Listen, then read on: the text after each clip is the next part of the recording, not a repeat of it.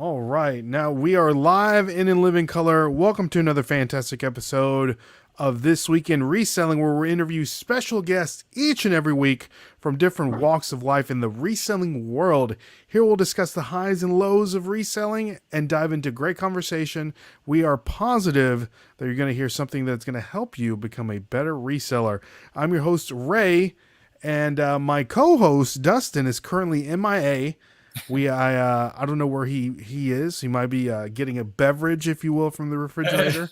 But I am joined here with a very special guest. We have Chris, aka Crispy Toys, aka Crispy Toys and Treasures, aka Crispy Flips. Chris, you're known for all these different monikers. How did you come up with the name Crispy Toys and Treasures? Like the whole crispiness of it. So crispy is the key to it all, I guess. So my real name obviously is Chris. My middle initial is P and my last one is Y. So in high school, I had a couple friends that called me Crispy because they saw my name written down with PY after it.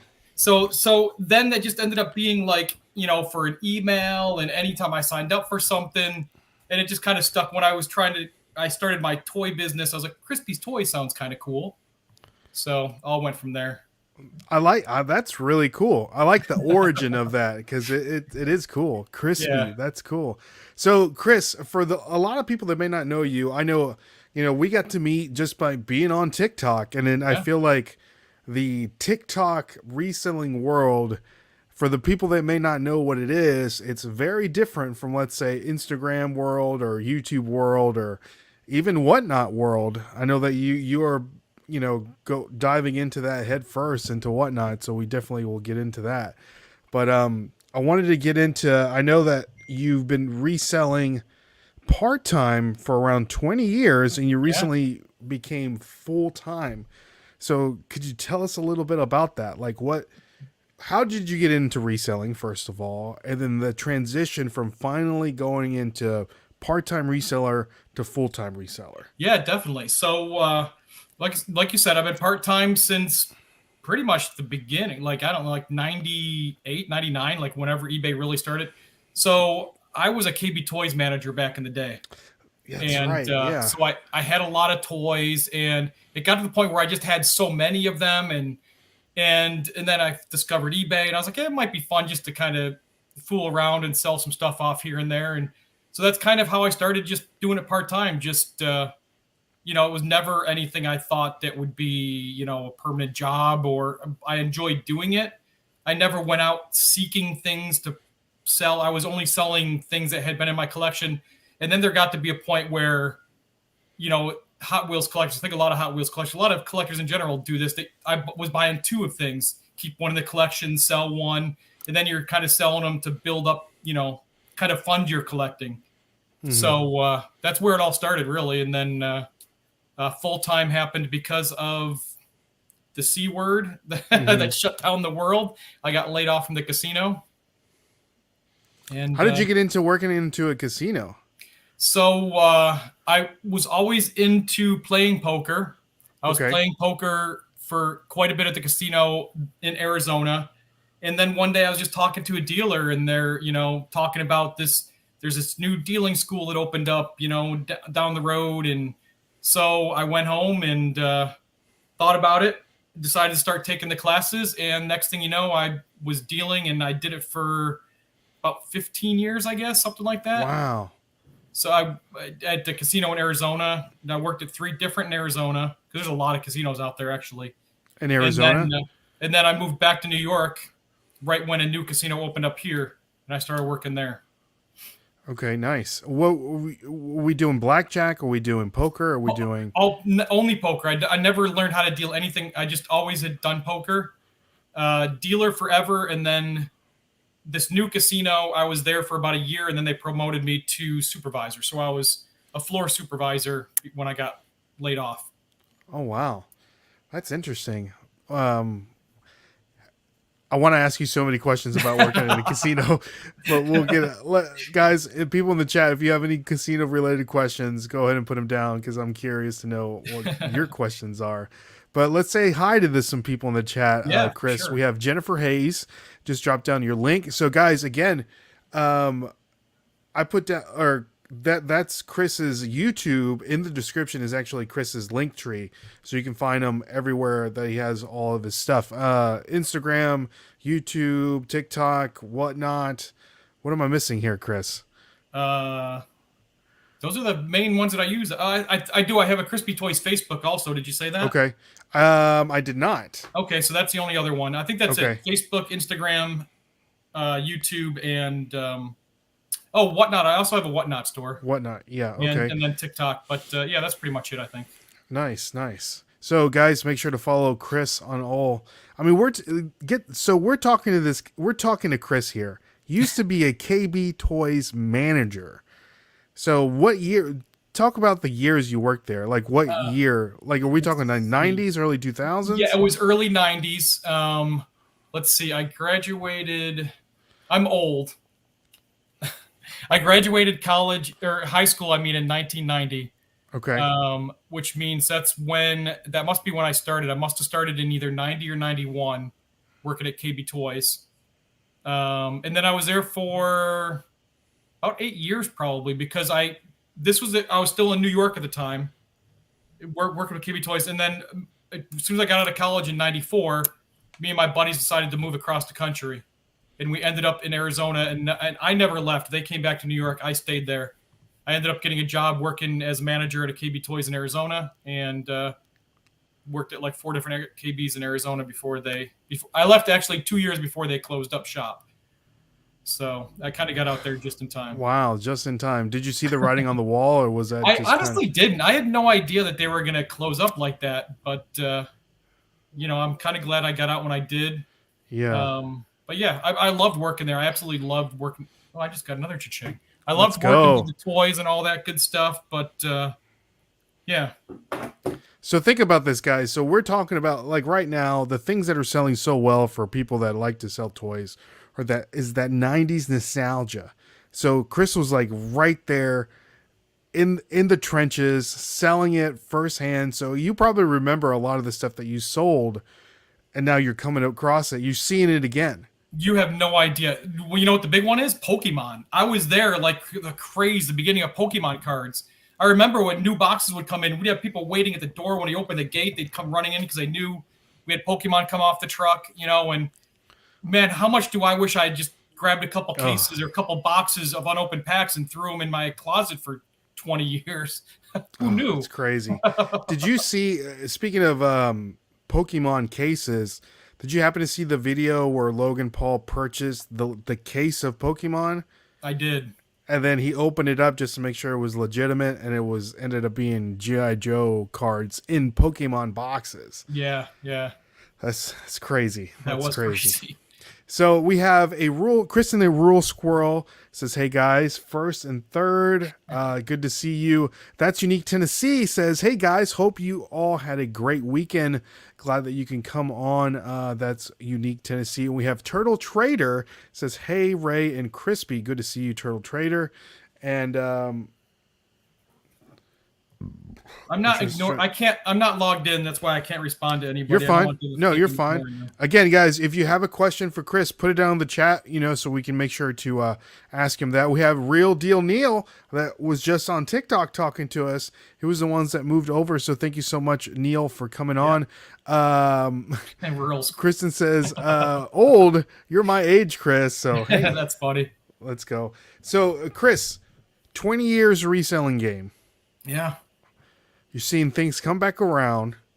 Expert. How did you become, I want to call you the toy expert.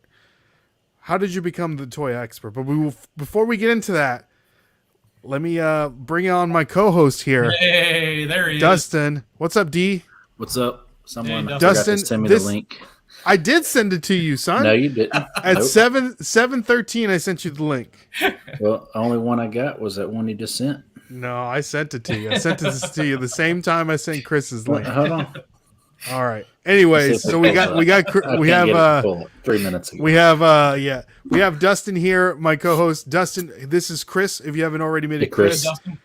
Dustin, I've sent him in the chats.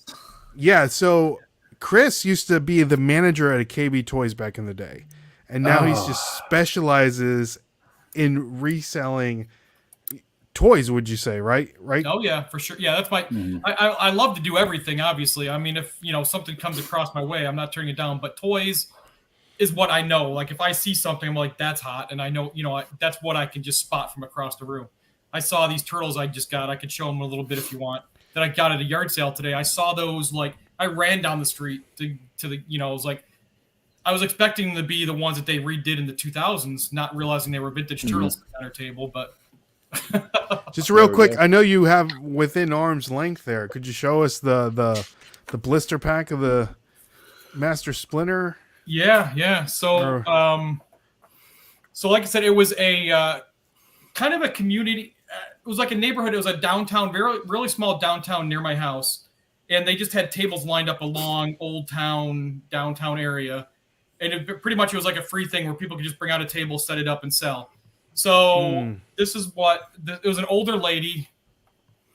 Obviously, I thought this was going to be old, or I thought it was going to be new. And it was not. And in April. And this is my favorite one. The shredder. The bulk shredder, man. Sweet. And these are true. These are, like I was telling Ray earlier, these are 44 backs, these two. So they're not the most expensive ones, but they're still in the 75 to 100 range instead of like 150 to 200. And then April is that this is the card I wanted on the back of those. But either way, I mean, I paid $4 a piece for them. That's amazing. That's a deal. I'm amazed they were still there while you were there. Were you one of the first ones there, or like what happened? So that's the other. Like I don't know how they were there either. So I think the thing. So I drove by all these tables, went about 10 miles down the road to another community sale, drove around, got out, looked at a couple sales, didn't really see anything. I was like, I'm going to go back to the downtown area. Came back, got out of parked my car, walked by this first table, and got this big box of Lego for $20. This whole thing was loaded. It has about 50 figures in it. Paid $20 for that. The figures alone are worth more than that. Dang. So I was like, I better haul this back to the car. And then on the way back, that's when I saw him. So she must have been out there for well over an hour. Well over an hour. That's wild. So here's something in the chat. Actually, can we play a little game real quick? Of course. So now the chat, even you guys. So now if you're walking up, now obviously most of us are going to buy these if you see these for $4. Oh, of course. Who thinks the better deal? These were also on our table for $0.25 a piece. Little Pepsi, Mountain Dew, Puffy. I mean, I would not even pick those up. The stickers. They were $0.25 each. Ray, go ahead and look them up if you got eBay open real quick. And there's only 2 that have sold, none currently listed. And let's all see Ray's face when he finds the ones that have sold. What are we talking? What are they? Frito-Lay? Pepsi Puffy stickers. Pepsi, Puffy. Put down in the chat, guys, how much you think these are going for. What do you think, Dustin? Ain't no telling. I know. Yeah. Chris seems super excited. I was more excited about these when I looked them up.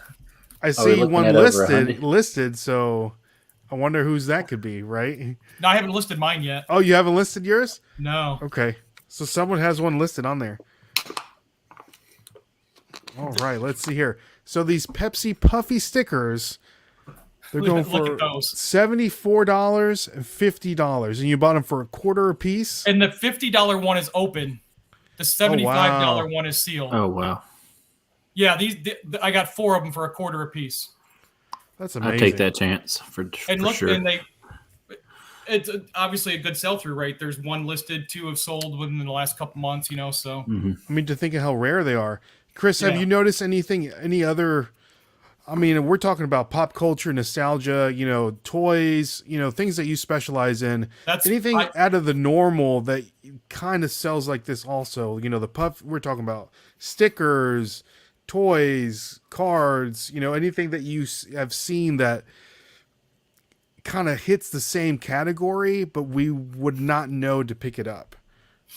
I love anything pop culture, anything that brings back nostalgia to people, like something that somebody may have had as a kid, and that's what I really love finding. I think all of us know about like Lisa Frank and stuff like that. That's one that I think most people know about. That a lot of girls had that as kids, and that's huge. I don't really find that very often, unfortunately. But I actually did make a mistake. This same lady had a Puffy sticker NFL album from the 80s, but it was open and all the Puffy stickers were in it already. But I think that was probably still. She only wanted $1 for it, and I don't know why I didn't get it because I should know better. I didn't comp anything like I don't usually comp too much, but I should have known that NFL album. I think I could have got about $50 or $60 for that NFL album, even though the stickers were already in it. They're already used in the album. Yeah, there's only one that I've seen sold that sold for a few years ago for like $20 for a new one. But gosh, that's crazy. Yeah, but I love everything. So like I picked up these last weekend at yard sales. Like vintage hats. That's wild. This one I haven't been able to with find. The tags. I don't know. I think one had the tag still on it. The other one, this maybe. One still has the tags on it. That's crazy. It's got the graffiti. That's so cool. So I love hats. Hats is something I think most of us do. I just sold this one right before the show started. Nissan hat. Hey. 75. Oh, nice. So the rope corduroy? Yes, rope and corduroy. Wow. Yeah. That's definitely something people should look out for. I mean, this rope right here, and there is, it's a snapback, of course, and made in the USA. Nice. I missed out on that one hat. I was showing Dustin that at Goodwill had a weird little like women's silhouette camo hat at the Goodwill. And it was made in USA, and I didn't pick it up just because I thought it was something, I don't know, you'd pick up at like Spencer's Gifts or something like that, right? Oh, you didn't? Apparently it's a very rare camo pattern that sells for like $100, and I just left it there. So our good friend Jason, Wiki Picks, told me, it's like, hey man, you should have picked that up. But Unique Tennessee has a great question for you, Chris. Did you fall into the Beanie Baby phase in the 90s as being, one of the managers at KB Toys at the time? Thankfully, I did not. I can't say that I didn't buy any. I did buy some of the bears because at that time, I think, the bears was the one thing that everybody really wanted. So I did get a couple of the bears, but I was never into going around and buying up the Beanie Babies and standing in line. And no, I was never really into that. Thankfully. Yeah, but you did good by not getting into that. So that works out. So Kristen said she had those stickers, so that's pretty cool. Yeah, a lot of people from my era did. They were really, the Puffy stickers was a huge thing to have back then. Those, you know what else? Scratch and sniff. Oh yeah, Scratch and sniff stickers from the 80s and 90s. Those are really, really expensive too. I think I kind of remember those. Yeah, I believe our live currently is Scratch and Sniff. So if you scratch on Dustin's face, you can smell his aftershave. Old Spice, right, Dustin? Old Spice all day. Or Axe body spray. You can smell Axe body spray. So we have Shay MD Picker is in the building. Good to see you, Shay. Shay, and, hey, how are you? We have Kristen saying the tables have turned. Chris is playing the game with you, Ray. So that's funny. We have Norma Jean +1 says hello, new to the live. Good to see you, Norma Jean. And Luis, the Cali reseller, is in the building. Good to see you, Cali reseller. So, Chris, you're familiar with the show. So let's get into our first segment of the show, overrated, underrated. All right. We give you 10 different subjects, 5 reselling related, 5 not reselling related. You let us know, in your opinion, if they're overrated, underrated. All right. Let's do it. You ready? Yeah. Let's do it. But before we get into that, Chris, we got to holler at our sponsor of the podcast. Yeah. None other than our good friends over at poppinofftoys.com. One of the best places where you can get Funko Pops. Chris, are you familiar with these new Funko Halloween ones that just recently came out? I've got them all ordered. You got them all ordered. Are you ordered? You have a provider, though, right? Don't you get them? I got them. You get them direct. Case, yeah. Yeah, I know. Have you gotten any Funko Sodas, Chris? No, I have one case on order. I don't even know who it is. Okay. But no, I don't get into them. I like the sodas better, to be honest with you. I prefer the sodas. So if you didn't know, they're making something called Funko Soda, but it's in a 2-liter, so it's a bigger figure. Oh Oh, snap! that's cool. Like a 10-inch, yeah. So it's pretty cool. But guys, if you want to order anything Funko related, and if you don't have a wholesale account like Chris, and you want to save a little bit of money, use the code Nashville Flippers, and you're going to save 10% off. Again, these Halloween ones just came out. This one's my favorite. It's just sold out. The glow in the dark pop moment with E.T. and E. Elliot flying over the moon. I mean, that's so cool. Dustin, I think I'm going to be Elliot for Halloween and get like one of those baskets and put like a stuffed ET. There you go. Well, I can be ET. You can be ET? All right. Let's rock and roll, baby. Let's do it. Let's do it. So, all right. So let's get into it. Overrated, underrated, number 1. I think I'm going first, Dustin. You are. Reselling Lego, Chris. And I said Lego because a lot of Lego people, Well done, sir. They've told me you don't say Legos, it's Lego. That's right. So. Well done. Definitely underrated. I love selling Lego. I bought some this weekend at the yard sale. So, Chris, real quick. So let's say Dustin and I are going to a yard sale, right? And we just see a tub of Lego, no minifigures, just random pieces. Are we picking it up, or what are we doing here? Is it worth our time to pick it up? That's a fair question. Obviously, it depends on the price. But without the minifigures, it's going to be a lot more work. So like I said, I wish I had an idea. The box I bought was a decent sized box I got for $20. And I brought it home and I immediately dumped it out, and it had probably a good 50 figures in it, including like 10 from the SpongeBob series. It had like 10 Star Wars ones. Star Wars is always some of the best ones. So I took all the figures out, and now that I'm selling on Whatnot, I actually sell most of my Lego on Whatnot, and I do really, really well with it on Whatnot. So I'll sell all the figures individually.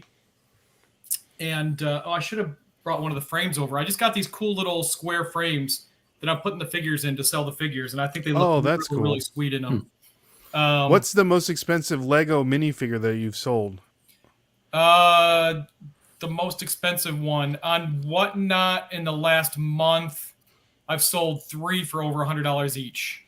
Jeez. Do you remember what they were? I think the highest one was Harley Quinn from the Apocalypseburg movie set. Okay. The Harley Quinn from that set is, I think I got like 150 or 160 for her. That's the only set that. And these are the little minifigures that are about this big. That's insane. Yeah. That's wild.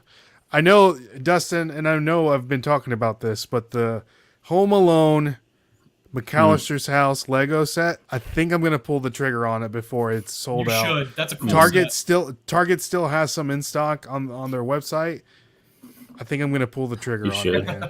My sister's boyfriend, he's huge into Lego, and he has that one already made. That's all he does. Have you gotten to see it in person? Like, is it worth Not picking yet. up? Okay. Yeah, it's definitely worth picking up. Yeah, I'm going to have to pull the trigger on it. I started doing a few months ago, maybe 6 months ago, I did some Lego investing into big sets. Right before they retire, I bought some of the, the really big, like $300 sets. Mm-hmm. If you buy them right before, like I bought a couple, the Stranger Things upside down set. It's a really cool set. It builds in both directions.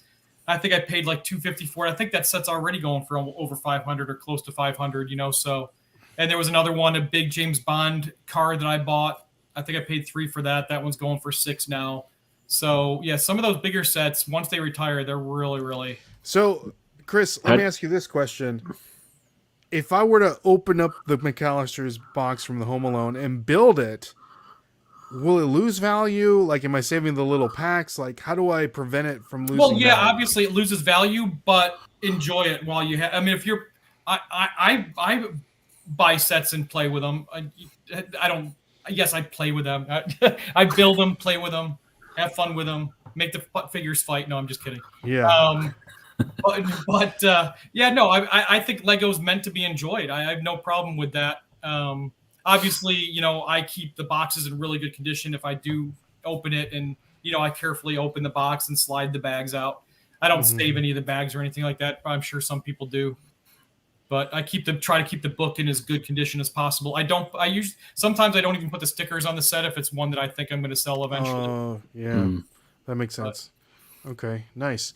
Norma Jean is saying, I have a tub full of Beanie Babies from $1 from the 90s. So good luck trying to get rid of those. Yeah. Jeremy. You can use them as paperweights. We have Jeremy Colts Comics is in the building. Good to see you, Jeremy. We have Larry Way Out One says, hi, Chris, Ray, and Dustin. Larry. Good to see you, Larry. And here we go. Kristen is saying, Chris, I've heard that bulk Lego is not as good as it used to be. There's definitely I feel like there's a lot of talk. People like me, I've probably been on 3 YouTube shows in the last year talking about Lego and how to sell Lego and stuff. Mm-hmm. So it's my fault. No, I'm kidding.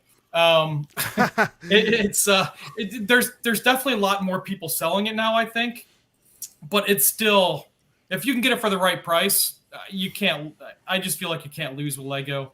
It's better than stocks, some people say. Yeah, for sure. It really can be. I know that Walmart is clearancing out a lot of their toys right now, and Lego is a lot of, Dustin and I, we find Lego in the bins like all the time. All the time. Not all the time, but most of the time. I mean, new sets. I mean, yeah.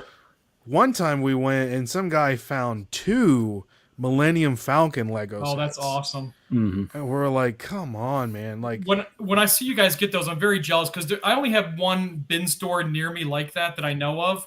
And that guy, I actually know him personally, and I know he sells on eBay. So those don't even make it to the bins.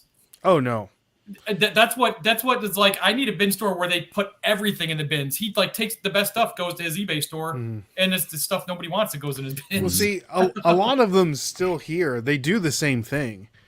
But Dustin and I there's a select few that were so experienced enough to not just look for the big, we're not looking just for iPads and iPhones. It's great, right, but we're looking for those weird brown boxes that may have like a GMC computer in there for a truck that's worth $300 or $400. Yeah. Mm-hmm. Like car parts and stuff like that. So, yeah, but there is a lot of bin stores like that. I mean, if Dustin and I were to buy pallets, of course, we would probably open up a bin store to liquidate a lot of our garbage. Oh yeah, for sure. So I don't blame him for doing it. I would do the same thing, but I don't go there for that reason. For sure. We have Zach Utah Balking Gone. He says, "What's up, guys? Good to see you, Zach. I need to get with Zach. Right? We need to have him on the show. Zach's man, he's doing a lot of stuff." We have a SSK promo saying, "Good evening, everyone. Good to see you." And Jennifer brought up a good point, guys. Let's hit that like button, baby. Jennifer's the best. Jennifer is the best. Jennifer, I know I recently saw that you were in Iraq, so I hope you're doing okay. I've seen Lego Super Mario at Walmart clearance shelf, so yeah. Those are really cool. Have you seen any of the Super Mario ones? Oh yeah. Like, depending on the sets, the little Mario and Luigi, they do like different things. Yeah. They're like electronic. I buy up. So I got, obviously we're almost, what is it? Almost June. So I think most people know that the big times Target and Walmart clearance is January after Christmas and July when they're getting ready for fourth quarter, almost pretty much in July, they're starting to get ready for it. So those are the big times that they start clearing out Lego sets is January and July. And in January, I scored a lot of the Mario sets on clearance near me. And I actually just got approved for Lego on Amazon. Nice. So I'm going to be sending a lot of my Lego sets into Amazon FBA this fourth quarter. What percent? I know we're getting a little bit off track, but I like this conversation. What's the percentage of where you resell, Chris? Are we talking about like 50% eBay, 60% Amazon, 30 whatnot? It's a huge percentage still for eBay. I would say a good 70% probably at least is still eBay. And a very small percentage is obviously 30. I would say more of it's now starting to go towards whatnot. Like if I get a giant collection like that big 90s toy collection I got in, obviously the Turtles, the one that I showed you earlier, I was showing Ray that this one just sold right before we went live for $349. This turtle set. So this stuff came in that big collection that I put a video up about. That is filled my whole van up with this 90s toy collection, and that stuff obviously is eBay. Anything that's like $15, some of it maybe even 19, 18, that's going to Whatnot. Like there was so much high dollar stuff in this collection that I didn't want to waste my time listing $10 things on eBay. I'm just taking those straight to Whatnot. That's smart. So it's, get it in, get it out. Yeah. So, yeah. All right. So let's move on. Number 2, overrated, underrated. Number 2, golf. Golf. That's a great question. You know what? I guess I would have to. I really enjoy doing it, but I don't do it enough. So that's a really tough question to answer. I don't know. You seem more like of a frisbee golf person, Chris. That's something I've never done, but You've never played frisbee golf? I want to do that too. You know what's funny is, how many years ago was it? Like 25 years ago, whatever it was. I used to golf more in New York. Then I moved to Arizona after college, and I think I've golfed more here than when I did it. I went out to Arizona where you can golf year round, and I guess because when I got out there, I was pretty much starting my career, and I just didn't take as much time. Here I was in college and got out of classes and went golfing. So I don't do it nearly as much as I used to. I wish I did. I still have I just got a new set of clubs given to me, so I would like to. There we go. There you go. So what do you think? Overrated, underrated, Chris? That's I'm going to say it's underrated. Okay. Because I really do like it. I just don't get out and do it enough. Nice. Okay. Good things. Good things. All right. Here's a good one, Chris. Overrated, underrated. Storage units. Not necessarily purchasing storage units, but renting out storage units for your inventory. Overrated. Okay. I wish I have one right now, but I wish I didn't. And I don't like the expense. I don't like any added expense that I feel like you really don't need. And I feel like, there's obviously exceptions. If you live in an apartment, you're probably going to have, a storage or something. But I have a big house. I built that shed during the pandemic, and I still have a storage unit because I buy too many large bulk collections. So, but I have a yard sale that I've been trying to do now for 3 weeks. I'm hoping once I have this yard sale, I'll be able to clear out my storage unit, and I'm hoping not to go back to it. Okay, nice. Do we need to go to this yard sale? Yes. Do we need to fly to New York and go to this yard sale? It's going to be a good sale because I have a lot of good stuff that I've had sitting for so long, but I have so many. I have people calling me now, and asking me to buy collections, and I have nowhere to put them. So I'm just getting rid of. I have amazing stuff that's just sitting here, so I am going to clear out some good stuff, just because I need space. And I don't want to. I don't want to keep paying for storage.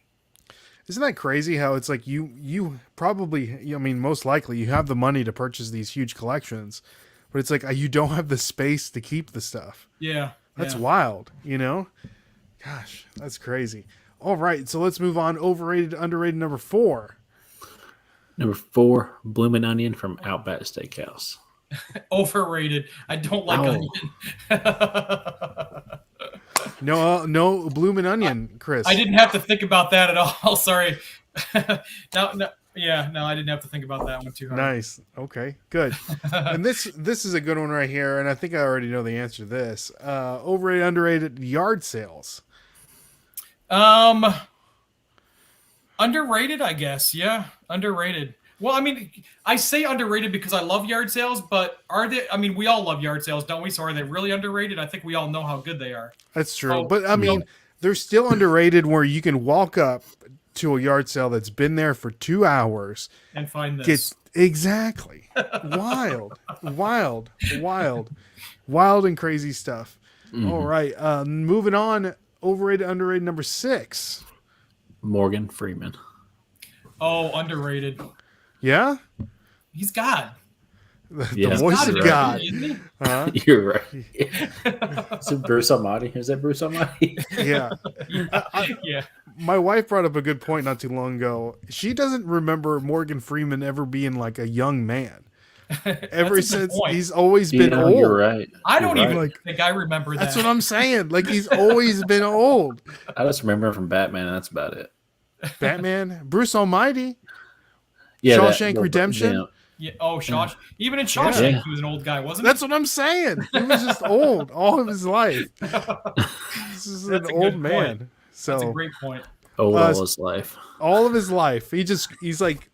It's like Keanu Reeves. Is it a Benjamin Button thing going on? Is he it's younger? like reverse Benjamin Button or something like that. So, Storage Bandits says, hi, good to see you, Storage Bandits. Glad that you can jump on. Norma Jean has a great question. She says, Chris, have selling on Whatnot been good for you? I'm thinking about it. It has been amazing for me, yeah. I am so glad I did it. It's been fire. It really has been amazing. I mean, but not all. Like I have over 1,000 followers on there already. It's not easy to get going at the beginning. You have to be ready to sell some stuff for less. You can't expect to get eBay prices and everything. So you have to be selective of what you put on there. But people do spend good money. Like I do. You can have a buy it now section when you do your auctions. I don't know how many people in here are familiar with it, but you have like a little store on when you're doing your Whatnot, and you can have a buy it now section. I sold two. I was telling Ray I had 12 of these when I got this collection. And during my Whatnot auction, when I'm selling like $20 or $30 things from this collection, I had all of these in the buy it now section for $275 each. 2 of them sold. So people are spending money on there. I sold 2 of these on Whatnot for $275 each. So, and what else? I sold a big turtle set for $100 on Whatnot also. So, I mean, and then I did have my $4,500 wrestling show too. Yeah, I missed that. I almost made it to a point not to go on there, Chris. It was a big show. They made me the featured seller during their Whatnot WrestleMania. I was the featured seller one day, and during that show I did $4,500. I sold one wrestling figure sold for $700. I got for one wrestling figure. Yeah. Speaking of that, yeah, I had my wrestlers ended yesterday at auction on eBay, and those were crazy money. I sold one yesterday on eBay at auction for $1,000. And this is where one of those things where I'm telling people auctions are not a bad thing on eBay anymore.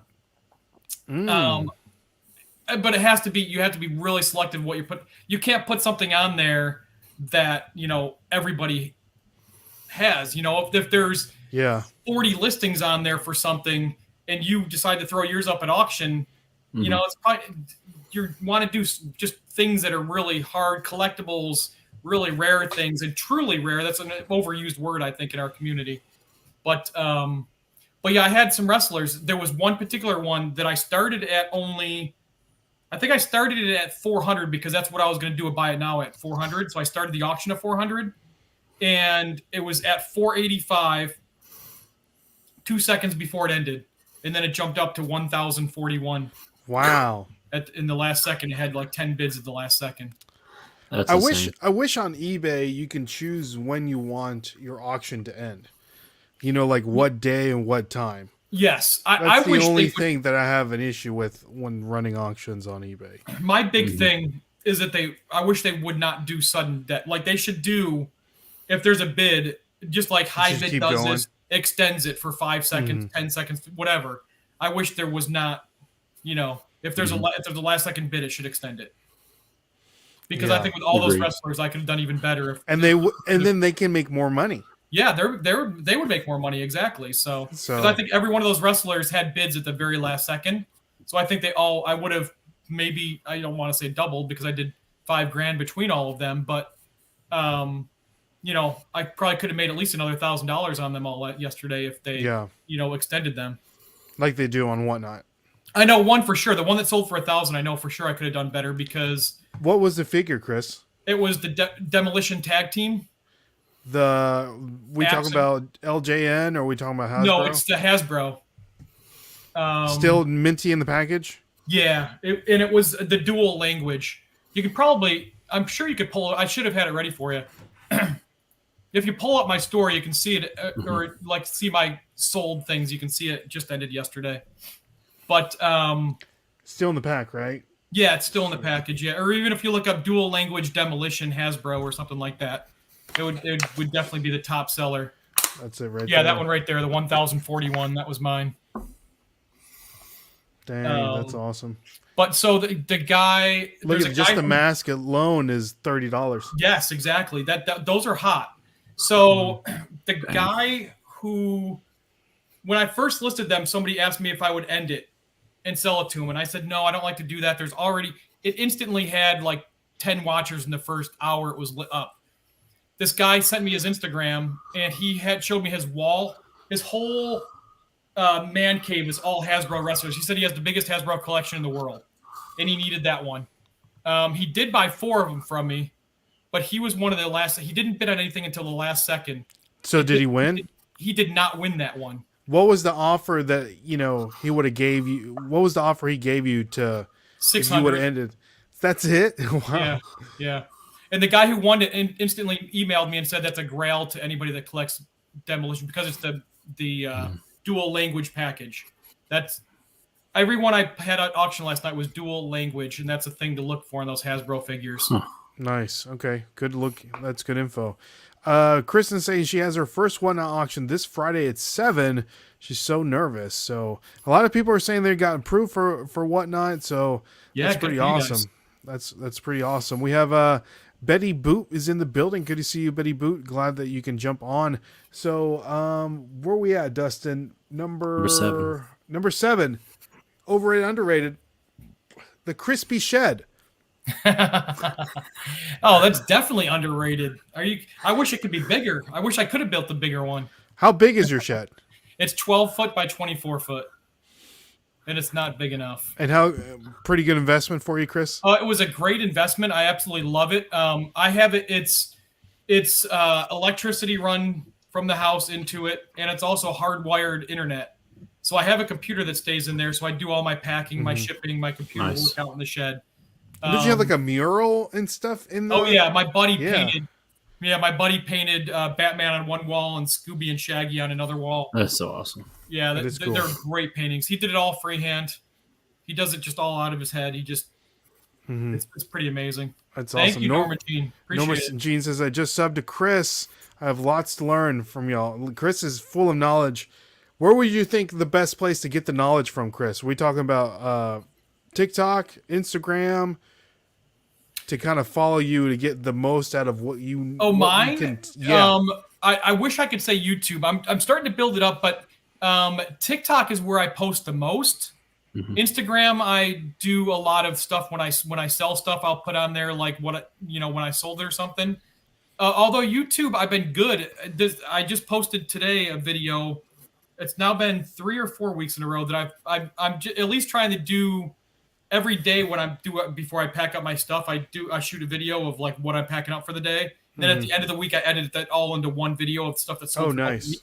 So I've done that now for 3 weeks in a row. So I'm going to try to continue to do that every week, but I also want to, I had the GoPro with me this weekend, all like, I'm going to do a yard sale video. And then I just didn't like the way it looked. And I was like, I'm going to keep trying though.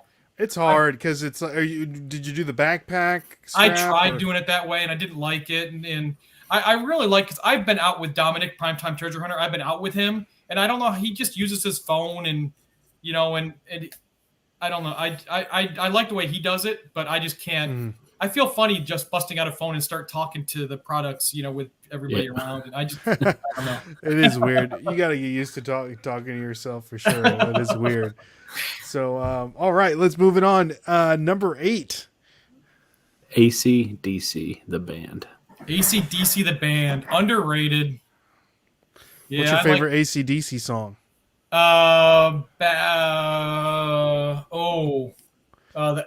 Probably what is my favorite one?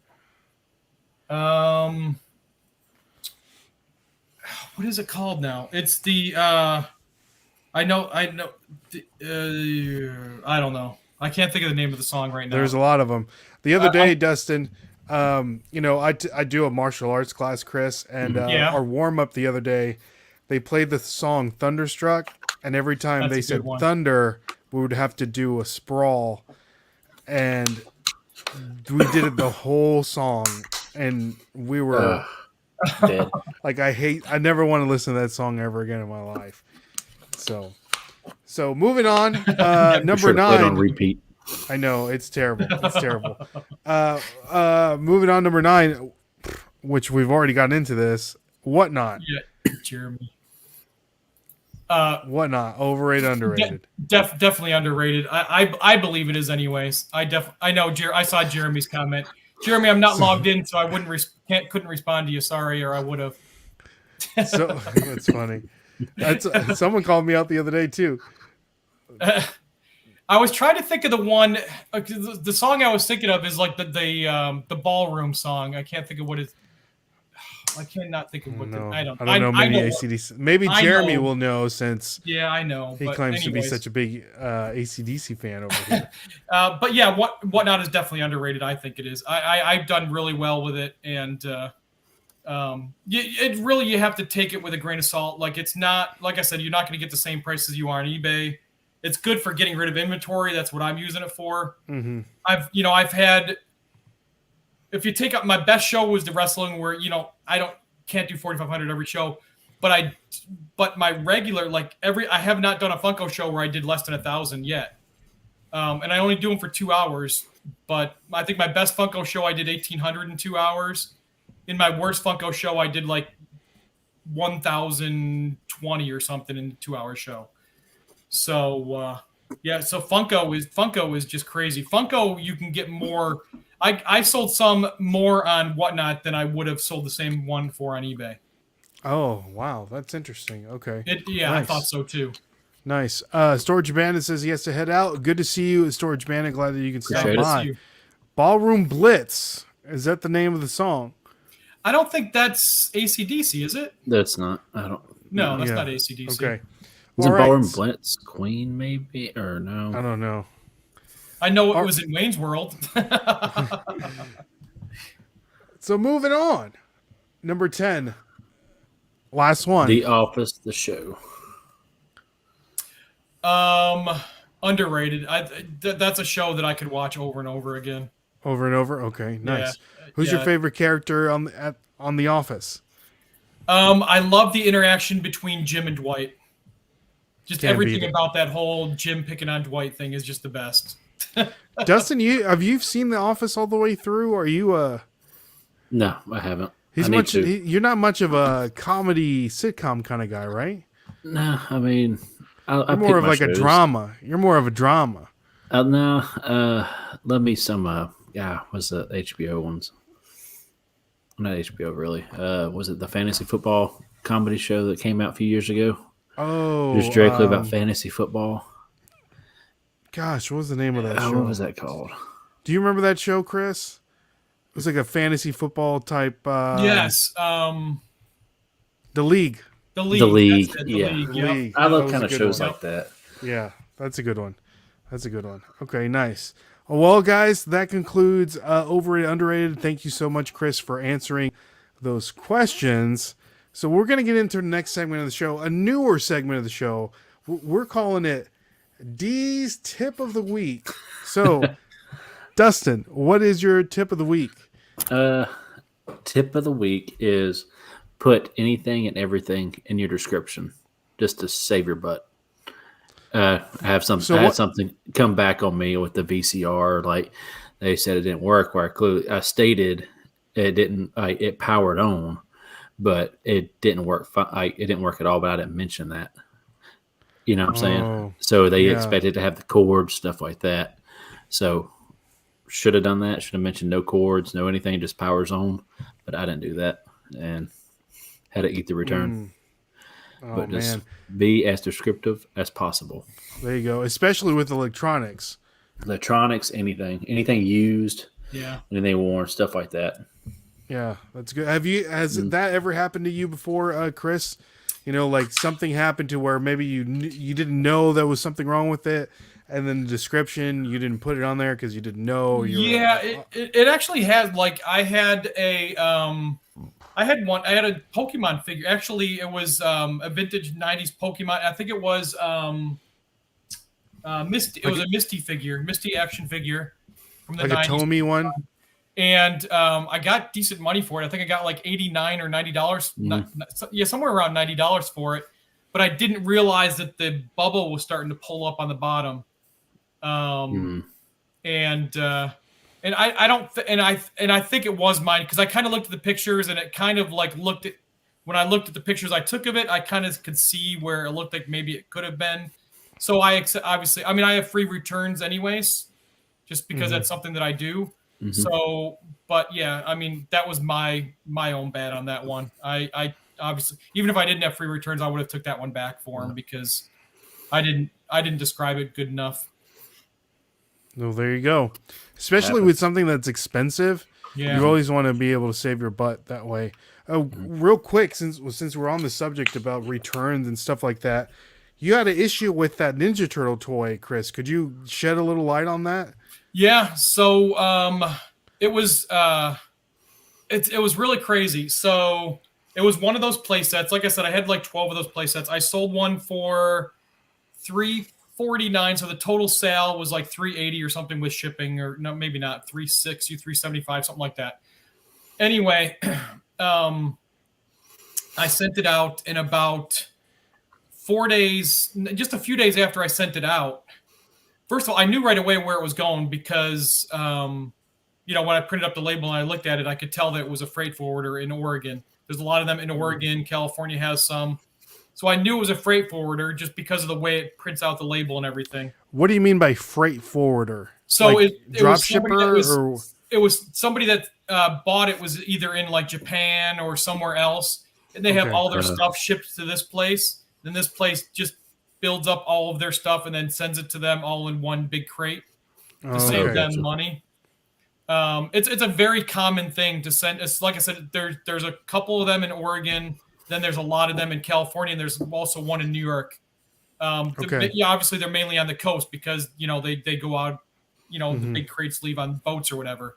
So it's very popular for people, especially in Japan, that just, like I said, they don't need the stuff right away, so they'll just buy up a whole bunch, and it saves them a lot on shipping to just build up a whole crate full of stuff and then have it shipped all at once. So anyway, but about 4 days after I shipped it, I get a notice that they charged it. They did a charge back to their credit card. They said that they didn't recognize the charge. And when it's done through a credit card company, eBay steps away from it and says there's nothing they can do because it's opened up with the credit card company. They have to allow the credit card company to do an investigation. So I was not happy. So I Googled the address. I actually I was like, it's a freight forwarder. I'm going to try calling them and see if they'll hold the package for me. I was like, because it's going to get there. I was like, I'm going to explain them. Of course, they never answered. Long story. I'm trying to make this a short story. Sorry. Yeah, you're fine. So I Googled the address. If you Google the address right now, there's about 10 reviews on Google. Everybody from eBay saying that they shipped something to this address and then the person did charge back. Dang. Literally 10 reviews on Google reviews to go into this address saying that this person at this address does chargebacks. This is no longer, I couldn't even, I tried sending messages to this person on eBay. I sent 2 messages. They went through fine. Then I went to send a third one saying, hey, you bought this. What's going on? Why do you not recognize it? And when I tried to send the third one, it came back to me. It's saying this person's no longer registered. So they're not even a registered user on eBay anymore. But my money is still on hold. eBay said there's nothing they can do until the credit card company makes their decision. I wonder how often that happens. I don't know.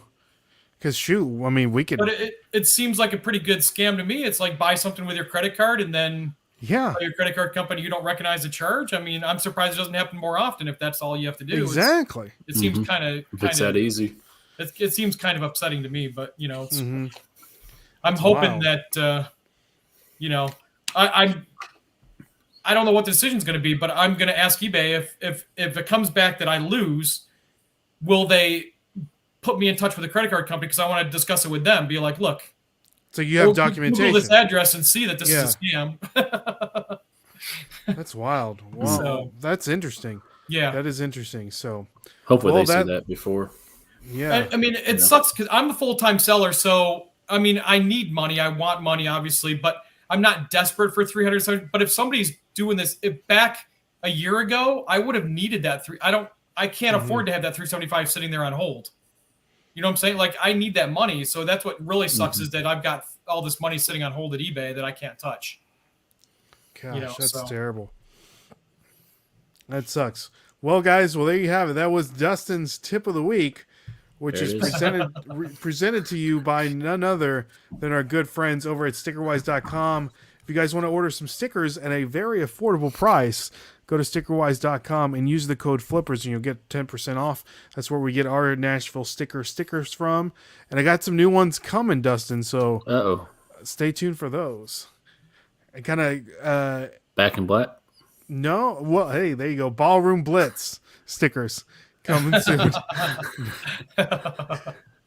So, all right. So, guys, the next segment of the show is one of everyone's favorite segments on the show, and that's none other than Skip or Flip. So, Chris, you're fine. Chris, we're going to show you. I know he's going to put a chargeback on his card.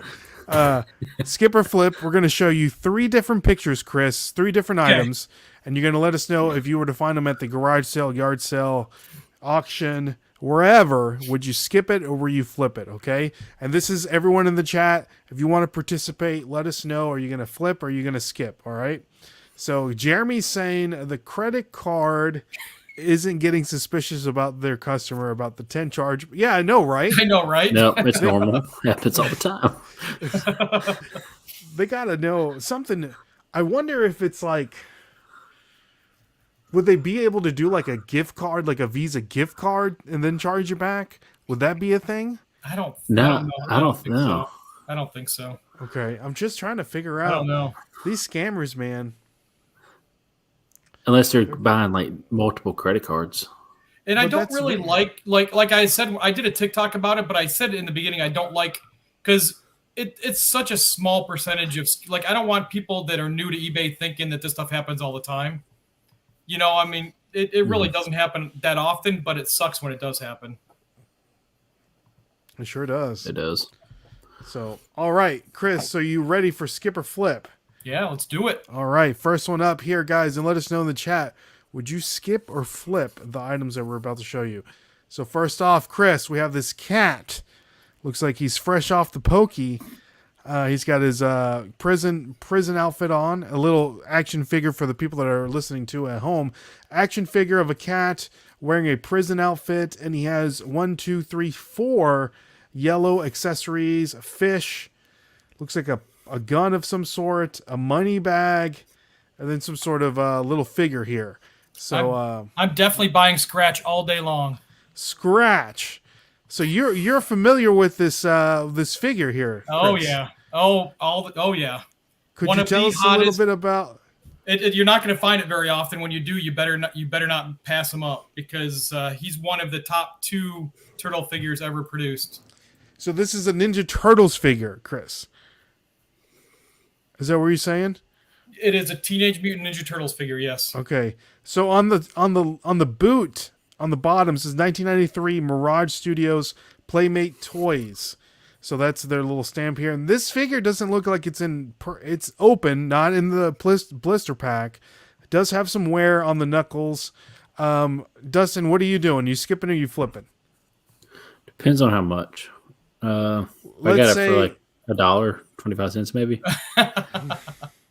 So what do you think it's reselling? Sure. Grab bag. If I got it in the grab bag, Okay. What do you think it's selling for, Dustin?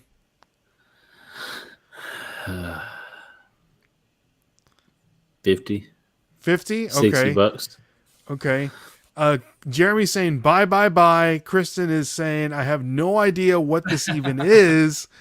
TMNT, and then Ellen is saying flip. So, Chris, it looks like you know what you're doing here. Give us a little bit of background of what this is, this figure, before I show everybody what it actually sold for. I'm sorry. What did you say? History? What? Give us, like a little bit of like, how do you know what it is? Like you said, it was a TMNT toy, one of the rarest ones. Like, is this something that you would have sold back in your KB Toys days? I may have, but I don't remember if I did. But if I did, I sure wish I had bought him instead of selling him. Okay. He is. So there's this one, and there's another one called Hotspot. Hotspot is he's a dog, right? A Dalmatian, I think. Those are the two hottest Turtles figures. Okay. And I don't know why. I think they were just later run figures, so they didn't produce a lot of them. Mm-hmm. Even in this condition, it's worth some huge bucks. Okay. How Especially much? complete. This is considered complete because he's got all of his accessories. So what is Scratch? What do you think he sold for? You're clearly flipping, so I'm not even going to ask you. So that. I'm guessing over 200 probably. Jeez. Okay. So Dustin's saying around 75, 50. Crispy's saying 200. Excuse me, I'm trying to burp. And then let us know in the chat, what do you think he's selling for? So, all right. So Scratch sold for on eBay at auction for $2,125. Yeah, he's complete. I didn't realize he was that high. I thought he was more in the at auction. So, what do you think about that, Dustin? It's impressive. So now, Dustin, would you pay $5 for him now? Yeah, would you at least $500 for him. Yeah, right. I'm looking up Hotspot. He is a Dalmatian. Okay. Oh yeah, yep. See, there's Hotspot too. Let's look up to see what Hotspot sold for. Is that a sealed? Is that sealed for? Yeah, this one's sealed for $4,500. I don't know why there we go. Whoop. Won't they ever start grading toys? Do they have a toy grading? I think they do. I mean, they have Pops, but yeah, AFA. Yeah. So he's in the 750 to 1,000 range. Mm-hmm. Dang. So, sheesh. And that's complete also. So there you have it, guys. Scratch and Hotspot. Yeah, don't sleep on those. Might have saw those at Goodwill on Friday. Who knew? And those, I know somebody that found one of those in one of those grab bags. So those very easily could pop up into one of those Goodwill grab bags or something like that. Because they're not Ninja Turtles, so I'm thinking that the workers won't recognize what they are. That's why. That's why they pop up, because not many people know that that dog is a turtle figure. Now we know. Now we know. Knowing is half the battle. All right. So next one up. I want to do my notes here. Did you delete them? Nope. I got them right here. All right. Next one up here, Chris. We have here. Let us know what you're doing. This little robot figure. Okay. Shogun. Okay. Looks like he's missing the right arm. Right fist. So there you go. That's the top. Little wear on his head there. Yeah. Little wheels on the bottom. It's got Y and K, and then some Japanese, and then it says "Made in China" on the back of this figure. So, Chris, what are you doing? Are you flipping or are you skipping? Easy flip. Easy flip. Yeah. How come? Because I know all of these vintage Japanese robots are worth huge money. Especially, the Shogun Warrior, like Jeremy said, that's what this is. Those are huge, even with that hand missing, which is very common because it blasted off. It had a button to make it fly off of his arm. So those are very often missing. In fact, probably the hand by itself is worth a good amount of money. Okay, what would you feel comfortable buying this for? I would probably pay at least $50 for it. I have not sold one in a very long time. I don't think I've ever sold one, to be honest with you. But I would easily pay $50 for it. What do you think they're selling for?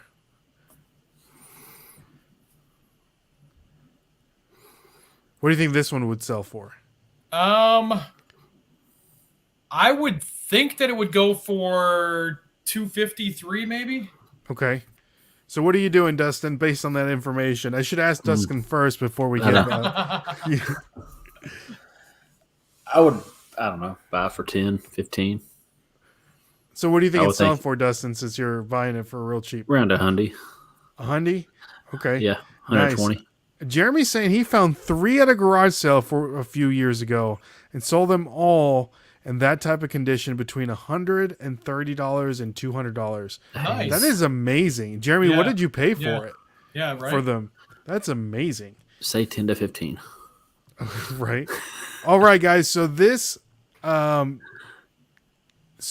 robot from Japan just sold on eBay at auction for $405 with the fist missing. Yeah, that makes sense. Should have held to them, Colts. Should have held on to them. Yeah. 20 each. 20 each? All right. That's still nice. Yeah. That's nice. So there you have it, guys. Any Shogun Warrior, any kind of anything that looks what would you say, Chris? Bandai, anything Japanese? Like Bandai?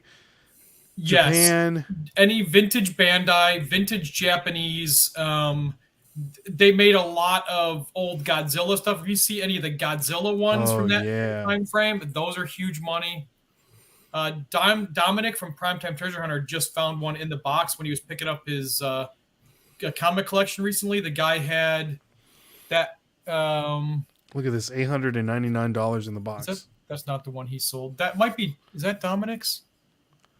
That might be the one he sold. He sold one recently that he got in a box. Jeez. So cool. Well, there you have it, guys. If you see any kind of Japanese robots, make sure to pick it up. So he says, I didn't know what they were when I bought them. LOL. Wow. That's amazing. He said $20 total. Oh, total. Wow. Nice job, Jeremy. That's amazing. Yeah, that's for sure. That's money. Yeah. That is amazing. All right. So last one on skip or flip. Chris, let me pull it up here. I can't remember what this was. Oh, here we go. This is a good one. All right, Dustin, I'm going to ask you first. Would you skip or flip this? And let me know in the chat, what would you do? We have here a green Huckleberry Hound figure. Looks like he's a little sparkly. And that's pretty much it. A green Huckleberry Hound. What are you doing? I'm just going to say skip because we haven't had a skip in a while. So. Okay. I'm going to go with that. All right. Huckleberry Hound, Hanna-Barbera cartoon. Dustin is saying skip. You don't think this is worth anything, Dustin? Maybe $6. $6. Okay. Okay. Turtle Trader saying flip. Yeah. So, all right, Chris, what are we doing? I'm thinking that's not his normal color, so this must be some kind of exclusive or variation or something, and that's why he's the metallic green. That would be my first thought when I saw him. It probably I don't know why they didn't show the bottom of the base because it probably says on the bottom of the base more info, but I would have to assume that it's some kind of exclusive and it's a good valuable one, but I don't know off the top of my head what it is. Okay. Okay. So you have no idea like who makes it, like what it is or anything like that. No, it looks very familiar. It looks like the Wobblers that Funko made, but I don't think I don't think that's what it is. It looks like the Wacky Wobblers, but I don't think that's what it is. Gotcha. All right. So what the heck? I know. Where are the mods? Come on, mods. Get I deleted it. What's going on here? All right. So I got distracted. So, all right. So you're flipping? Yeah, I think so. I'm at least check. This might be one of those few things that I comp while I'm there, possibly if I can. But I'm probably buying it just because that's not his normal color, so it's probably a limited edition. Hanna-Barbera, Glenn the Swat Picker is right on the money. It definitely is. Huckleberry Hound. So Dustin's he's skipping. No, we got a gut feeling. All right. All right. So Huckleberry the Hound, Chris, you're right on the money, man. Sold for $585. Hanna-Barbera Huckleberry Hound metallic Funko Wacky Wobbler. Wow. So for the people that may not not 600. So for the people that may not know, Chris, could you tell us what a Funko Wacky Wobbler is? So it's basically it's a bobblehead basically. It's they're more the body and then just the head itself usually shakes. But yeah, I don't know if they even still do wacky wobblers, to be honest with you. I think that was something that they did probably It's about like the first thing that they did before, yeah, it is I think, one of the Funko. first things they did for sure. And I think that's why some of them are like I have all the cereal ones that they did because I'm a big monster. Oh, nice. Fan. But jeez, no. But yeah, the wacky wobblers. That's what it looked like a wacky wobbler just based on the pictures, and sure enough, that's what it is. So here we have the Freddy Funko Wacky Wobbler San Diego Comic-Con exclusive. And I had a feeling that it was Funko likes to do that, you know, when it's the odd color, that's some kind of limited edition thing. That was the whole Funko thing too. This is a good pickup right here. Someone sold 66 figures for $700. No, that's a good deal. All wacky wobblers. Look at that Simpson wacky wobblers. Ooh, yeah. See, I like buying in bulk like that. I don't think you can lose if you buy them in bulk like that. I feel like something like this, I would have been all over that, and I would have taken them all straight to Whatnot. And you probably get $15 to $30 a piece for all those. I would buy all these Hanna-Barbera. Oh yeah, those are cool. I mean, how cool is that? Those are classic. Yeah. Oh, they had Jabberjaw was one of them there. Do you know Jabberjaw? Oh yeah, the shark. Shark right there. That's amazing. That's cool. Yeah. All right, so Chris, you did pretty good, man. You went 3 for 3. So Dustin, you know. So guys, so next time you're out and about and you find these toys, do not skip on anything. You know, the rare Ninja Turtle ones. You know, anything Japanese toys, and the early Funko stuff is worth some good money. So Chris, we're getting down to the nitty gritty here. We got a couple more questions for you, and then we'll let you go. Thank you so much for your time. Yeah. And again, guys, if you haven't already subscribed to everything that Chris is doing, his link tree is listed down in the description below, so check that out. So, Chris, for someone that may not know a lot about toys in general, say they're just a clothing reseller, a shoe reseller, a book reseller, if you will, and they happen to stumble upon a yard sales and they want to get more into, selling things outside of their niche, if you will.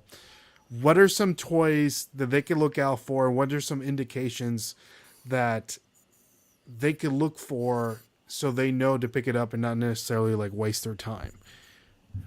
Does that make sense? That question? Yeah, that did make sense. There's so many out there. Like, I guess,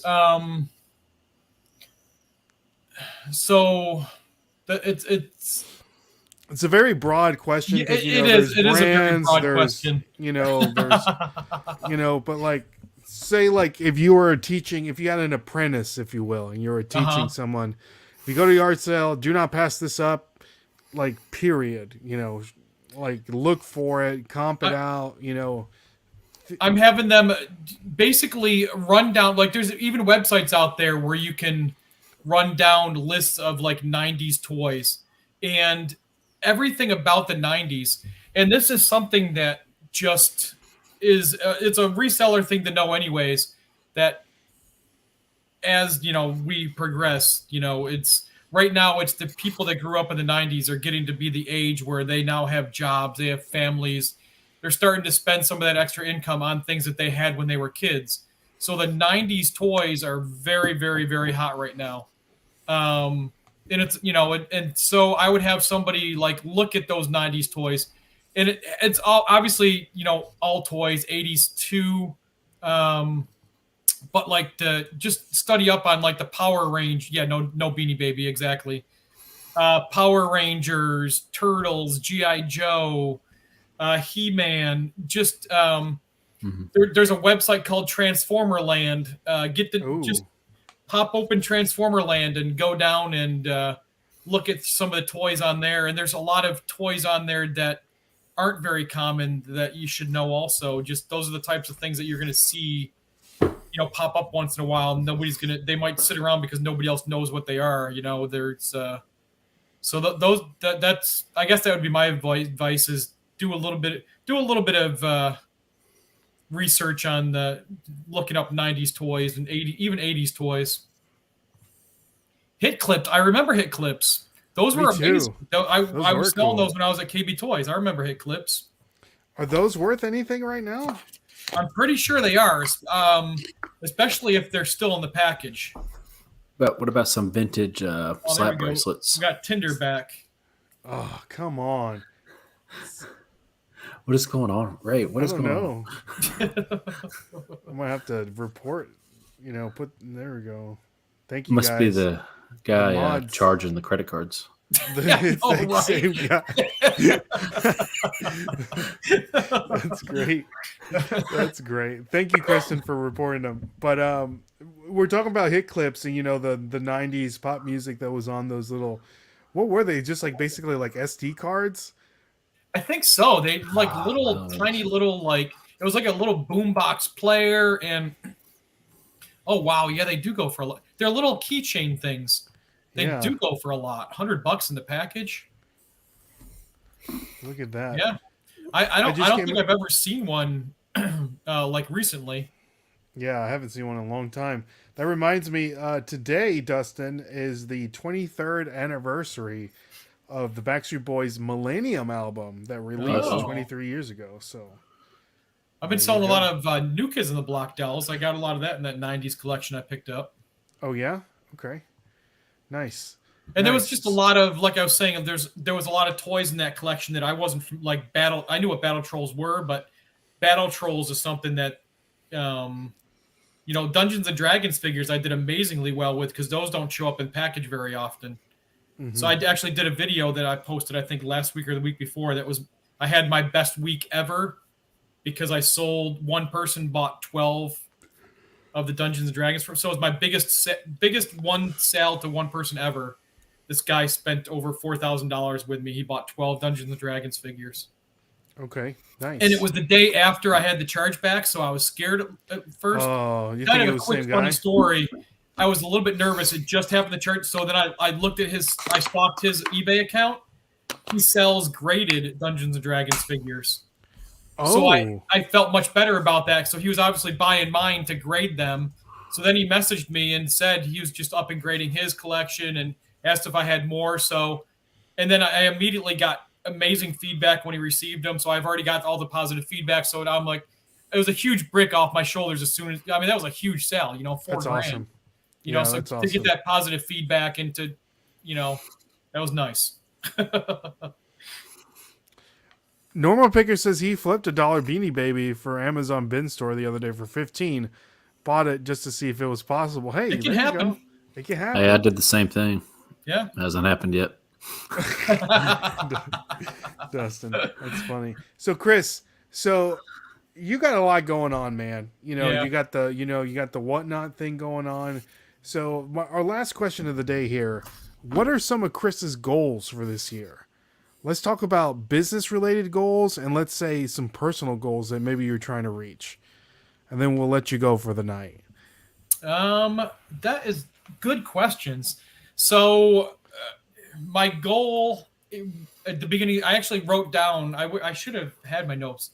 I wrote down at the beginning of the year what I wanted my goals because I knew that I was just starting to be full time right at the beginning of the year. That's when I made the decision to not go back to the casino.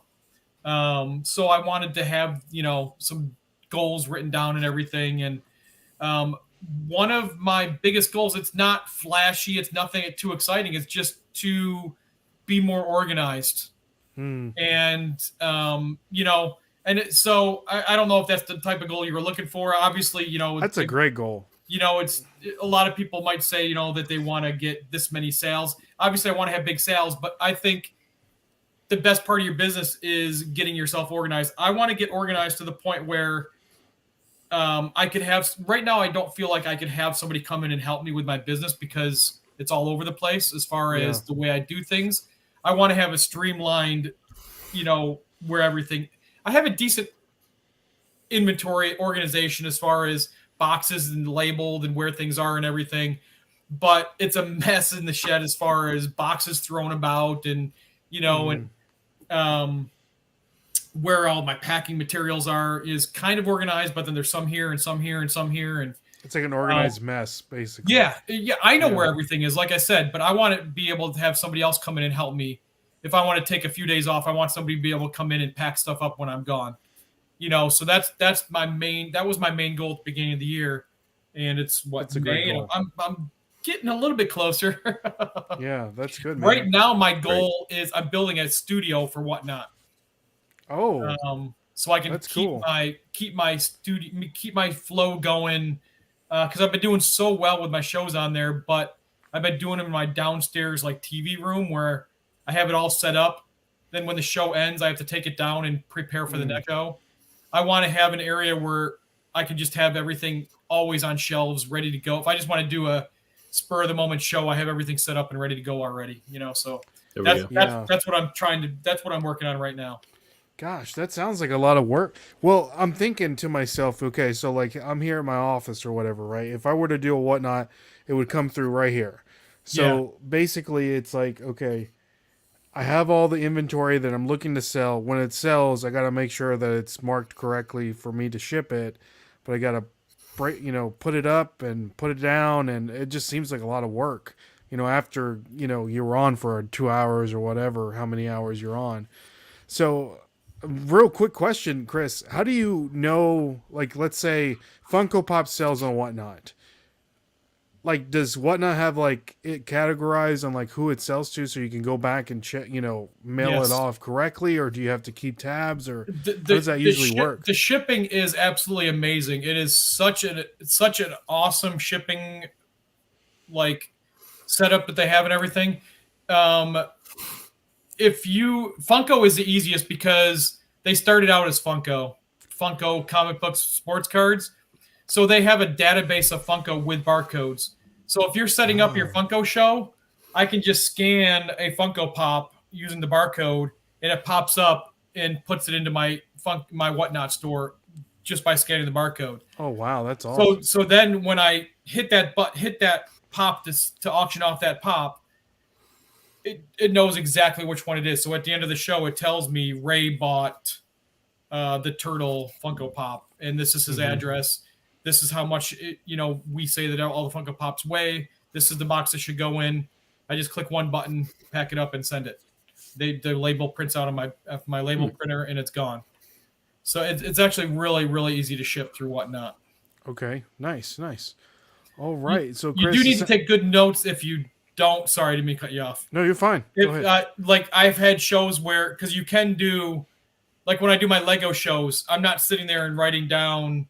If I'm going to do 100 Lego minifigures, I'm not doing Batman figure, Wonder Woman figure. Like I'm just doing Lego minifigure, and then I tell Whatnot I'm going to sell 100 of them, and I just put quantity 100, and then it just automatically enters 100 individual figures. So it says Lego minifigure number 1, Lego minifigure number 2. So then when I sell it, in that case, I have to make sure I have good notes, because at the end of the show and 2 hours later, I need to know who bought Lego minifigure number 52, and I need to know which one minifigure number 2 was. Was it a Batman or a Harry Potter? So in that case, what I do is I put it in a baggie, and I write right on the baggie what number it was and who bought it. Gotcha. Okay. Nice. I feel like I'll mess up. Something. Oh, I know, right? Yeah. Do you have anybody helping you? Once in a while, yeah. Sometimes I do, but it's usually my thing. And I want to get to the point where I have somebody helping me, and I don't feel like I'm at the point. I'm kind of caught in catch-22 where I need somebody to help me to further, and that was another one of my goals at the beginning of the year, was to get to a point where I can have somebody come in. I want to be able to hire somebody to come in and do some, write up some labels or even take pictures. If I had somebody take pictures for me, so much, like I could get so much more done. But right now I'm doing everything myself: pictures, listing, researching. So I would like to have at some point get somebody to come in and take pictures of everything for me. Yeah, that's interesting. Okay, we need to put out an ad on Craigslist, Dustin, and be like, Funko or Whatnot help. for a small fee or whatever, we can help you. So, we're gonna ask this guy over here. No. Right. So Chris, probably get someone like that. Yeah, for sure. So Chris, thank you so much for coming on. We really do appreciate your time. For sure. And again, guys, if you want to hit Chris up and have any questions, I'm sure he's more than happy to answer them. Definitely. Hit the link down in the description below. And what is your whatnot Crispy Toys, or what is your whatnot? I know I have it saved on my phone, but I can't remember. Yes, I believe it is Crispy's Toys. Just Crispy's Toys. Yeah. Okay, all one nice. word. So when's your next show, Crispy? I don't have something set up yet because I'm still like trying to get that office thing organized. But it's going to be Lego. It's probably going to be this coming week. I have to figure it out tomorrow how much work I can get done. I'm doing I'm just blowing out Lego on whatnot. I'm going to do huge bulk. I really, and that's one of the things where I was saying I need to get rid of inventory because I have so much else coming in. I love selling Lego on eBay and stuff, but it does take a lot of work. And I used to sell Lego on this other site called Bricklink also. That took even more work because on Bricklink I'm selling literally like one 2x4 brick. Somebody could buy one little 2x4 brick from me. That's crazy. So that got to be a lot of work. Hey, WikiPix is in here. Yeah. Good to see you. I got to meet Jason. We got to meet Jason this weekend, and he's going to be on the show next week. Oh, cool. Very cool. So stay tuned for that, guys. We have Jason WikiPix going to be on the show next week. So, Chris, thank you so much for coming on. We really do appreciate it. It's awesome. And so much knowledge, so much toy knowledge. So, all right, guys. So that concludes another fantastic episode of This Week in Reselling. My name is Ray. My name's Dustin. Chris. We'll catch you guys on the flip side. See y'all. Thanks, guys. Peace. Peace.